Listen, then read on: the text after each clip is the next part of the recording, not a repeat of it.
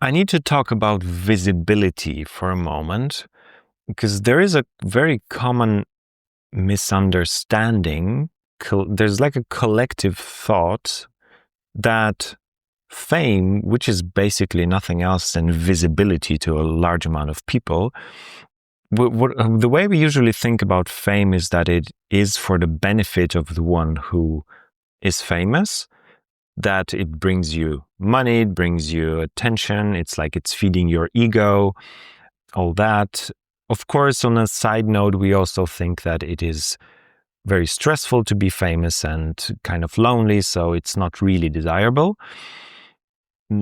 But at the same time, we kind of, like, the usual attitude towards famous people is jealousy because they are kind of better off, right? So the problem is that what this creates in the back of our minds, in the subconscious, is an association with like a neural connection between being visible and like the question, who is benefiting from that, from me being visible. So the subconscious connection that I have and that you probably have is, it's egoistic, sort of.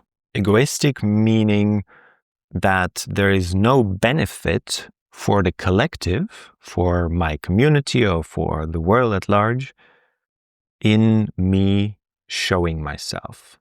Of course, on the rational level, when we now talk about it, this is obviously ridiculous because we are all very grateful that Oprah, for example, did not go a different way where she would not have been famous. So we are all very grateful for her decision to go that way. And now that we know her and now we can benefit from the work that she has done.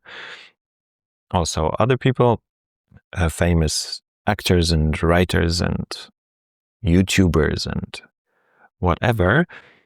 But on the subconscious level, there is this thing imagine when you are confronted in a situation where you have to take the decision whether you take the courage to show yourself or not. Like when there is somebody pushing you on stage and when there is somebody nudging you to step up and to go public with your opinion. Like, be it when you have an impulse to start a channel, to write that post, to write that book idea that you've been having in the back of your mind, or even at work when you're talking with somebody in private, like one-on-one, and they really value your opinion and they go like, hey, you have to tell the whole team about this, these are valuable thoughts. There is always this, for most of us, there is this sense of hesitation, wait a moment. Let me overthink this, right? I'm not going to just to take this decision lightly. I'm not just going to, it's about maybe 1% of us who to such a nudge react yeah, I'm gonna go out and tell everybody, I'm gonna write that book, I'm gonna do my social media post about something that is really dear to my heart. Usually we hesitate, usually we overthink it, and usually we try to even argue ourselves out of that decision. And what we often lack in that moment is the awareness about the larger benefit of what we are, of what we have to say. And to illustrate this, I want to share a dream that I had recently. It was my own subconscious version of the doomsday, basically, the apocalypse where the world is about to end. So there was I was on a meadow with a group of people, maybe 20 or 30 people. Most of them were sort of familiar to me. And there was this weird sense in the air that something is going to happen and nobody quite knows what, but we know that it's really bad and we probably will not survive this. So this kind of doomsday moment, and there is very weird kind of smoke in the distance over the horizon that doesn't even look like smoke, but more like liquid metal, and something like very spooky is going on. And there's this sort of chaos, like people are running around a little bit.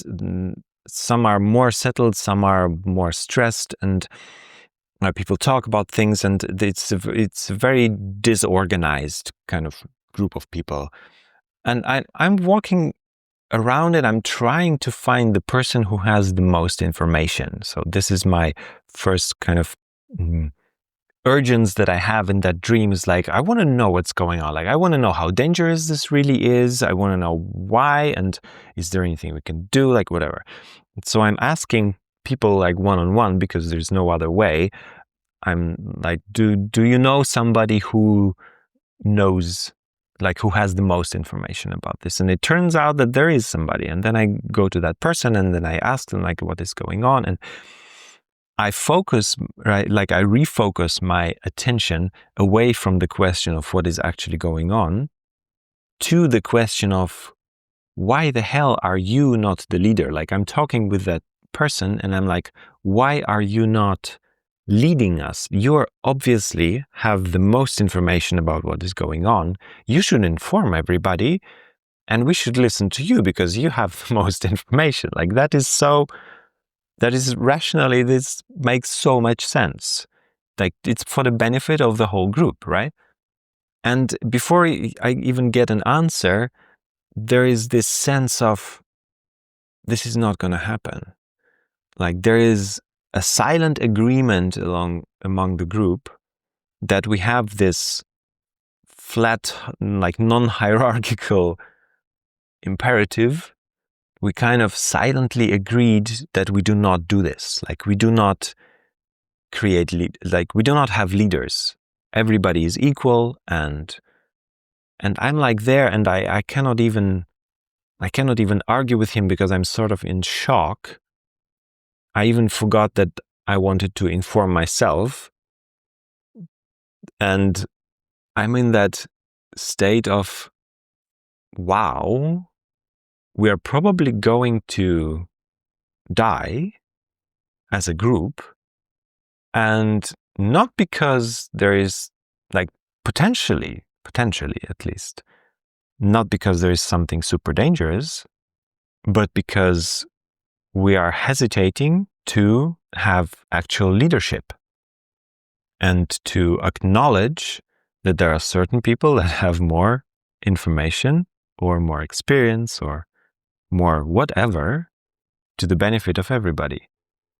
And then I woke up and I was scratching my head, sort of. So think of this, whenever you are in a situation where you doubt whether you should speak up, consider that the collective might be on the edge, it might be on the brink to something very not desirable for the whole group, and you might be the key piece.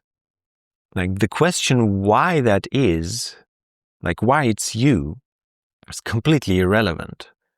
Like, nobody's asking the question, why did Oprah had these talents that she had and not, I don't know, whoever else, different person?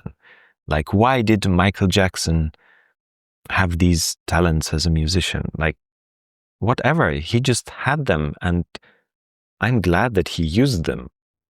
And this is not just about like big, massive talents and audiences of millions of people. This is about the small situations as well, even much more, because those small situations are creating your identity. And if you're not doing the small steps, then you're not doing the bigger steps.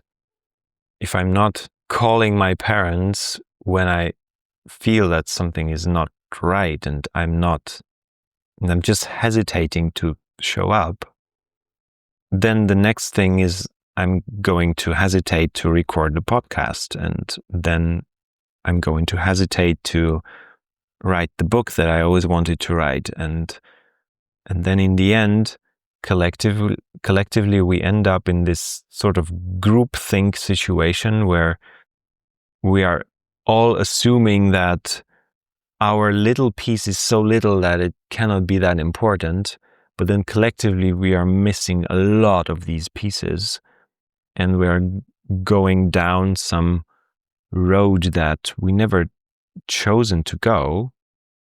So to actively choose, like as a society, to actively create the path that we want to create, we need the voice of each one of us. And we need to cultivate that courage, get into the habit of not just speaking up all the time. This is not about like opening your mouth every minute. This is about considering in that moment of hesitation that will be there, considering that what you have to say might be of great value to other people, might be of great value for the group, and probably is of great value for the group, and of value that you do not even know yourself. Like, I'm doing this right now, I'm recording this, and there is no way I can possibly know the implications of people who will be listening to this. All I have is my intuition telling me to do it, and I do have all kinds of resistance in me and all kinds of opposition from the outside, and I'm still doing it, and I invite you to do the same.